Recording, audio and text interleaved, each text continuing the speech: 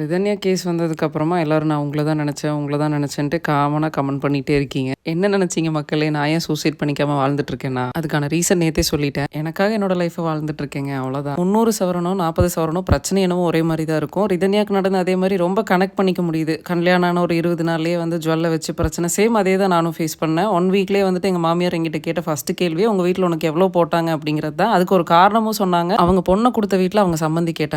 அதுக்கு அவங்களுக்கு சம்மந்தமே இல்ல. அவங்க அத கேட்டிருக்க வாய்ப்பில்லன்னு எனக்கு தெரியும். என்னோட கல்யாண வாழ்க்கையும் சேம் 3 மாசம் தான். அதர்வா பொறந்ததுக்கு அப்புறமா ஒரு 8 மாசம். டோட்டலா ஒரு 1 இயர் வாழ்ந்த ஒருத்தருக்காக மட்டும் தான் 9 வருஷமா அவர் வீட்டுக்கு பின்னாடியே வெயிட் பண்ணிட்டு இருந்தேன். Past tense. கோர்ட்ல நான் எதிர்பார்க்கறது ஜட்ஜ்மெண்ட் இல்ல, ஜஸ்டிஸ். அதனால தான் இதே ஊர்ல இருக்கேன். இன்னொரு ரீசன் என்னோட குழந்தை ஒரு ஸ்கூல்ல படிக்குது. அந்த ஸ்கூலோட அட்மாஸ்பியர் சேஞ்ச் பண்ண வேண்டாம் அப்படிங்கிற ஒரு மைண்ட் செட் வந்துருச்சு இப்போ. வரதட்சணை பிரச்சனை இருந்தது, டிமாண்ட்ஸ் நிறைய இருந்தது, நிறைய அசிங்கங்கள், அவமானங்கள், அழுகைகள். முடிஞ்ச வரைக்கும் எண்டு வரைக்கும் ட்ரை பண்ணிட்டேன். நானும் வந்து சேம் ஒருவனுக்கு ஒருத்தி நினைச்சனால மட்டும்தான் 1 வருஷம் வாழ்ந்த ஒருத்தருக்காக 9 வருஷம் வெயிட் பண்ணிட்டு இன்னொரு கல்யாணமும் பண்ணிக்கல. ரிதன்யாக்கு நான் 27 வயசு. நான் 24 வயசுல இருந்து தனியாக தான் இருக்கேன். கம்பேர் பண்றேன்னு தப்பா நினைக்க வேண்டாம். நான் என்ன நினைச்சேன்னா, கல்யாண வாழ்க்கை சரியா அமையலன்னு அவங்கள மாதிரியே தான் நினைச்சேன். ஆனா நான் வந்து சாகணுங்கிற டெசிஷன் எடுக்கல. ஏன் எடுக்கலன்னா, என்னை எங்க அம்மா அப்பாவுக்கு 32 வருஷமா தெரியும். என் பையனுக்கு இனி லைஃப் லாங் நான் தான் அம்மா. இவங்க 2 பேருக்காக தான் உயிரோடு இருக்கேன்னு சத்தியமா சொல்ல மாட்டேன். என்னோட வாழ்க்கையை நான் வாழணும் அப்படிங்கறக்காக மட்டும்தான் உயிரோடு இருக்கேன். ஃபர்ஸ்ட் ஆஃப் ஆல் சாகிற அளவுக்குன்னு ஒரு பிரச்சனையே உலகத்தில் இல்லை. ஸோ அதனால நான் சாகலைங்க, உயிரோடு இருக்கேன். அதுக்கப்புறமா நான் ஏன் பொட்டு வைக்கிறேன்னு கேட்டிருந்தீங்க. எனக்கு புரியல உங்க கேள்வியை. எப்படி இதை கேட்கறதுக்கு உங்களுக்கு மனசு வருது?